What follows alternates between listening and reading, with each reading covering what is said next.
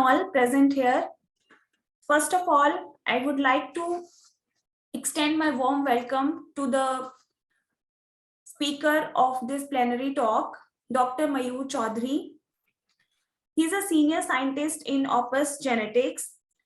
He has a research experience in ophthalmology and vision sciences. He has also served as a senior research associate in the Department of Ophthalmology, Duke University School of Medicine. He has also been a postdoctorate associate in Department of Ophthalmology, Duke University School of Medicine. He has worked in the area of generated and characterized mouse models to study the role of nuclear receptors in pathogenesis and age-related macular degeneration. He has also worked on analyzed RNA protein expression and localization of nuclear receptors in human AMD ocular tissue. He has worked on evaluated efficiency of AAV-based gene therapy targeting inflammation in animal models of AMD. And he has done his PhD from Cancer Biology, Wake Forest School of Medicine, Winston, USA, in which he has worked on the role of molar connexus 43 in vascular interaction and its regulation by breast tumor cells. And he has done his BTech from GGSIP University, Delhi. A very warm welcome to you, sir, and it's an honor that you are here with us on this plenary talk. Now, I request you to kindly start your presentation. Sure. Thank you, Shilpa. And I would like to begin by thanking the organizers for the opportunity to present at the International Conference on Recent Advances in Biotechnology. As Shilpa, thank you, Shilpa, for the kind introduction. I'm a senior scientist at Opus Genetics, which is a clinical stage ocular gene therapy company. And I'll be talking about ocular gene therapy approach for the treatment of inherited retinal diseases and how Opus Genetics is navigating this space. Yeah. So for the outline of my talk, I'll discuss why eye is an ideal organ system for gene therapy, where in the eye the gene therapy can be delivered, what are we delivering as a gene therapy, and discuss some of the challenges and potential solution. I'll also discuss inherited retinal diseases or IRDs, and finally, Opus approach to therapeutically target IRDs, followed by a question. So I'll just show you this cartoon that is there any hope for these three blind mice? And fortunately, in 2017, the first gene therapy for genetic disease that caused blindness targeting RP65 was approved by FDA in the United States. And then in the year 2019, FDA released a report predicting that 10 to 20 new cell and gene therapy products will be approved by every year, will be approved by year 2025. So this is an ever-growing space in terms of therapeutics. So why eye? Why eye is an ideal organ for gene therapy? Eye is a small organ, so which means that you require a relatively small number of gene copies for therapy. It is also compartmentalized and enjoys immune privilege to some extent, which is an important factor when we are introducing a non-self agent into the body. And as I mentioned earlier, gene therapy to correct RP65 gene deficiency has already been approved by FDA in 2017. In the anatomy of the eye, I want to highlight a few things which are crucial for this talk. So this region filled by vitreous humor, or it's also known as intravitreal region. Vitreous is a clear gel that maintains the shape of the eye and provides a clear path to the light entering the eye. Retina, which contains the photoreceptor cells which perceive the light, and also the secondary or tertiary neurons which transmit the signal to the brain via the optic nerve. And also choroid, shown here below the retina. Can you see my pointer? I just wanted to make sure. Is my pointer visible on the screen? Just checking. Yes, sir. Yes, sir. Okay, yes, sir. Thank you. Yeah, so the choroid forms the outer blood supply to the retina. And below are some of the images showing fundus of the eye using multiple imaging techniques. And also, please pay attention to the region here. It's called macula, which is responsible for the sharp and focused vision. This is a cross section of the eye measured, shown by a technique called OCT. And this shows a cross section of the retina. This image shows the retinal cross section in much more detail and also the path of the light. So in the inner retina, there's an inner limiting membrane, the ganglion cells, which connect, whose axons connect through optic nerve to the brain. And there are some secondary and tertiary neurons, for example, bipolar cells and amacrine cells. And in this region, these are the nuclei of the photoreceptor cells. And this dark layer is retinal pigment epithelial cells, which is an important layer. They serve as nurse cells to the overlying retina. So they support the overlying photoreceptors. In many diseases, these cells are affected. For example, the disease that I used to study, age-related macular degeneration, the retinal pigment epithelial cells, their function is lost, and you see RP dystrophy, and this leads to loss of overlying photoreceptor cells, so leading to loss of vision. Now moving on to the roots of ocular gene therapy. So there are three main ways by which we can deliver gene therapy to the eye. Intravitreal, so this is in the intravitreal space. Suprachoroidal in the choroid, directly into the choroid, and subretinal, which is below the retina.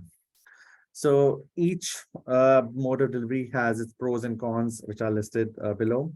In the intravitreal, one of the major pros is that it can be done in an office setting. You just visit the clinic and it can be, it's just like an injection. It does not damage the retina in any way. So we are going with the needle just below the lens into the eye. And one of the downside is that for example, if you're using AAVs, which I'll talk about later, for gene therapy, they do not reach retina successfully.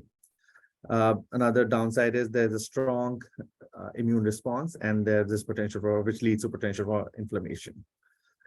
Suprachoroidal is again an office setting procedure.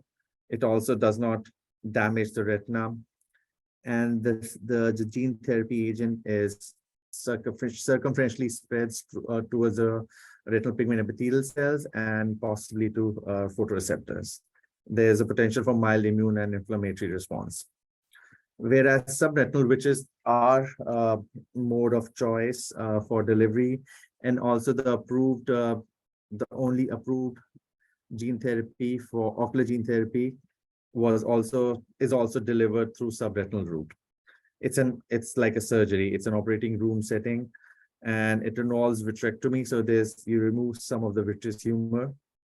There is mechanical damage to the retina. So we are going through the retina and going underneath the retina. So the needle penetrates the retina, the layers of the retina, and then the agent is delivered below the photoreceptor cells.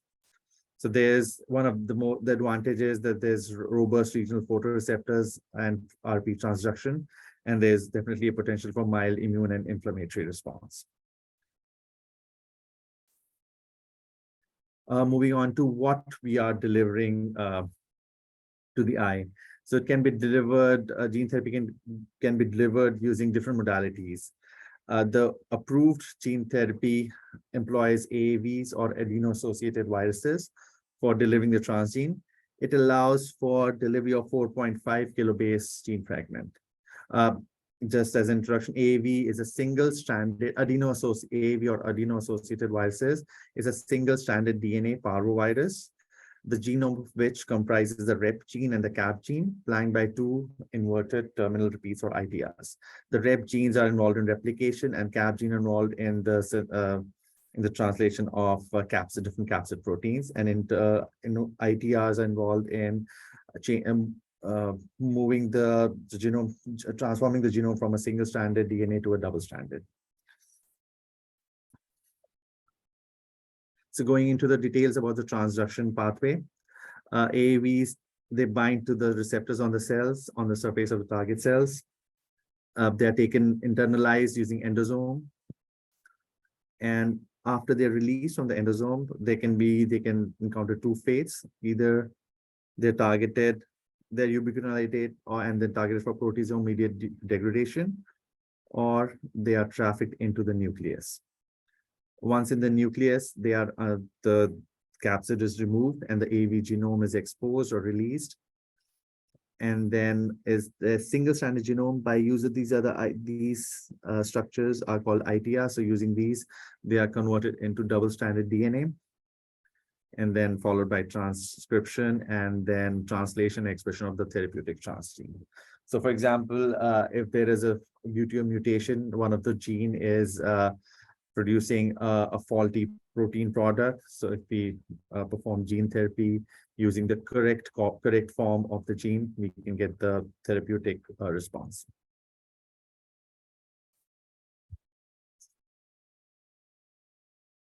Moving on to different challenges. So sometimes the genes that we want to correct are greater than 4.5 kilobases. So in that case, we can use dual AAV vectors. So gene can be broken in two pieces, and then they're delivered by two different AAV vectors. Sometimes if there are questions about immunogenicity or the expression of transgene, so we can modify, we can add some regulatory elements. We can optimize the codon and then get rid of the reduce CpG alleles. If the vector genomes persist, so there are different strategies which can allow for integrating into the genome. These AAVs, they have different capsid proteins. They show capsid tropism.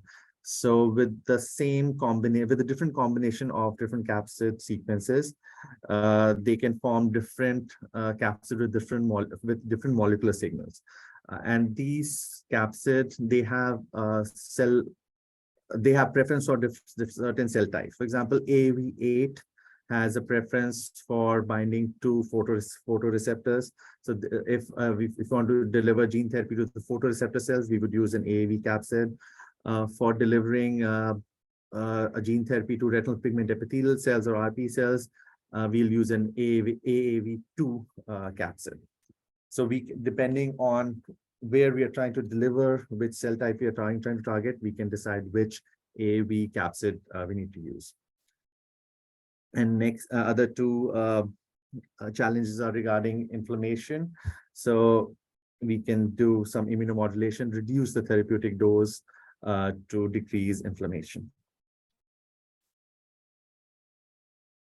Moving on to inherited retinal diseases or IRDs. They are a group of diseases that can cause severe vision loss or even blindness. Each IRD is caused by at least one gene that is not working as it should be working. And IRDs can affect individuals of all ages, and then can progress at different rates. There are with any genetic disease, there are three types of inheritance patterns, including autosomal dominant, autosomal recessive, and X-linked. They account for 20% of blindness in individuals ranging from 16 to 64. So far, there have been 280, upward of 280 genes have been associated with IRDs. Even in just in US, 430,000 patients are estimated to be affected by IRDs, and then worldwide numbers are as high as 5.5 million. At a cellular level, some IRDs are caused by result of loss of photoreceptors, as shown here. So if we lose photoreceptor cells, that leads to, so the cells won't be able to, that will impair the light perception, and then even if there are the rest of the retinal structure is maintained, you cannot transmit any light. And there are other kind of IRDs which are classified as optic neuropathies, and they're caused by damage to the ganglion cells layer in the inner retina. So at Opus Genetics, we are trying to develop fast and efficient retinal gene therapies. And so we want to capitalize on key learnings from Luxturna, which was the only FDA-approved gene therapy. And Dr. Jean Bennett she's the one who developed the developed Retina. She's a co-founder and a board member at Opus. So it's always great to talk to her about her experience and then get her feedback in our internal pipeline. So we'll be using the same dose, route of administration, immunosuppression protocols, timing of different eye drops, and then functional vision endpoints, which will help us in designing clinical trials. These therapies are fit for use. They're not over-engineered. So they are the current AAV capsids delivered to the subretinal space are tried and true method and get durable gene transduction in the retina. And since the last therapy was approved back in 2017, since then there have been various advances in manufacturing. So manufacturing using modern methods allows us to make high quality material. So which has an impact on the inflammatory response from the eye. So the current pipeline of Opus we are working on developing gene therapies for for IIDs, which are caused by mutation in LCA5, RDH12, and NMNAT1.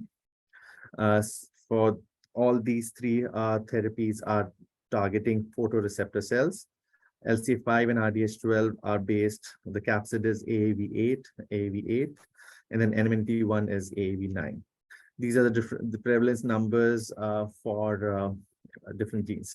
So one of the USP of Opus Genetics is that we are working to target rare forms of IIDs. So a big company will not pick up a rare disease for which the patient numbers are in hundreds or low thousands because of profit reasons. So the reason we are able to do it is because of our seed funding coming from a foundation called Foundation Fighting Blindness, and which allows us specifically to target rare forms of these diseases and not worry about competing with a higher prevalence IIDs.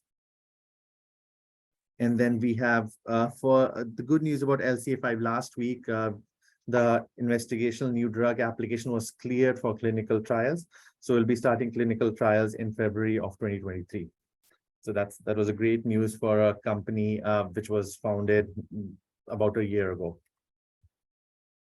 And in addition to these three, we have additional programs in internal development, and we're also working to license programs from different universities as well. And so another thing is these IIDs are severe, and some of these are early onset, which affect pediatric patients. So with the development of these therapies, we'll be helping kids have an improved lifestyle and then help in improving their quality of life.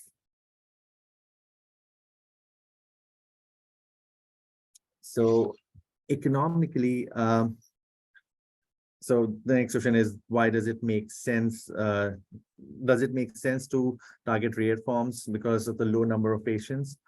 So if we were dependent on one gene therapy, it would not make sense. So since we have multiple within the first 8 proposed programs, we'll be targeting over 15,000 patients. And with the cost of this gene therapy, it makes as a reference point, the Luxturna, who was an approved FDA drug, was marketed for only 572 patients. So there's a big untapped potential in this space. As I mentioned earlier, so we are partnership with Foundation for Fighting Blindness, and it's investor fund called Retinal Degeneration Fund. So we have access to the prevalence estimates. We have access to the natural history and window of intervention. And then with their specialty of FFB, we can design efficient clinical trials, and then we can leverage across ecosystem of gene therapy space. So I'll just go over the 3 gene therapies that we are working on very briefly. So the first one is LCA5. So LCA5 encodes for a protein, ciliary protein called lebercilin, so which forms an important part of the photoreceptor cells in the cilia of the photoreceptor cells. These are photoreceptor outer segments, and lebercilin protein is expressed here. So these are two examples of OCT images from patient. One is 31 years old and second one is 21 years old.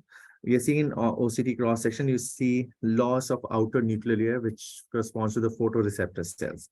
So in these patients, in the absence of lebercilin protein, the photoreceptor cells are not able to survive, and therefore we see loss of outer nuclear layer in the thickness of outer nuclear layer, and therefore they experience vision loss. So to first, as a part of discovery, drug discovery, we should be the very first step is to study these diseases in an animal model. So the animal model that's available is LCA5 GTGT mouse model. So this mouse has a dysfunctional LCA lebercilin protein. So these mice, they also exhibit loss of photoreceptor cells as shown by the y-axis ONL thickness, and the rate at which they lose photoreceptors is similar to seen in patients. And as a result, so there was a study which tested AAV's LC5 gene therapy in LC5 GTGT mouse model. So in wild type, we are looking the light response, which is shining different intensities of light and different intensity of light and measuring the light response in mice. So in wild type, with increasing light intensity, you see increasing light response, pupillary dilation. And then in a LC5 null mice, which don't have lebercilin, you don't see a light response. Whereas when you perform the treatment with AAVs, the response is restored. Yeah, and then to follow it up, we have also done toxicology studies in monkeys to look for safety dosage and different safety endpoints, and then submitted the IND, and now it's cleared for clinical trials. Looking at the next one, RDH12 or retinal dehydrogenase 12. It's an enzyme which is present in rod photoreceptor cells, and it catalyzes this step in the cycle. Retinal cycle. It converts all trans retinal to all trans retinol, and these are the two. It's an early form of IRD. So you can see the patient one at age 2, age 4, age 5, age 9, age 13, age 17. There is dysfunctional of photoreceptor cells and RP cell involvement here. Some similarities here. So this is a very example of a disease which affects pediatric patients. So we really want to get a move on this, and then we are planning to submit an IND the early 2024 for the clinical trials to start in middle or late 2024, and hoping to get FDA approval in next 3 years later, 2 or 3 years later. The third therapy that we are working on is NMNAT1. The name of the enzyme is nicotinamide nucleotide adenyl transferase 1. And for example, in a healthy, this is a fundus image of a healthy patient with NMNAT patient. You see chorioretinal degeneration and also some pigmentation here. This NMNAT1 is required for nuclear NAD plus production. And in mice, a mutant NMNAT1 has been shown to cause a retinal specific reduction of NAD plus synthesis, which is important for cellular function, and then it causes photoreceptor cell death, which is shown here. So this measures the thickness of photoreceptor layer, and then in a mutant mice, non-treated, there's a decline in the ONL thickness. Whereas with this NM gene therapy was tested in these mice, treated mice, you see there's recovery of outer nuclear layer. Similarly, this is another method of measuring ocular function. It's called electroretinography. So mice are exposed to different intensities and different wavelengths of light, and then an electrical response from the retina is measured. From a normal wild type mice, this is a normal response. And then from a mutant mice in pink, you see there's a decline and there's no response. Whereas with treatment, the response is restored. As summary, so there's a big unmet medical need. There are 280 plus 20 genes that cause vision loss, and with no existing treatment. We have a de-risk pipeline. There's a proven AAV delivered gene therapies and efficient clinical development. We have an experienced Opus and partner teams, which consist of different clinicians as well as expertise from FFP. There is a significant commercial opportunities, the pipeline of 8+ IRD assets, and then we're working on small scale, high quality manufacturing. So currently we are in a Series A, so we are raising additional funding for next couple of years, and then we go from there. And then I would like to thank the patients, which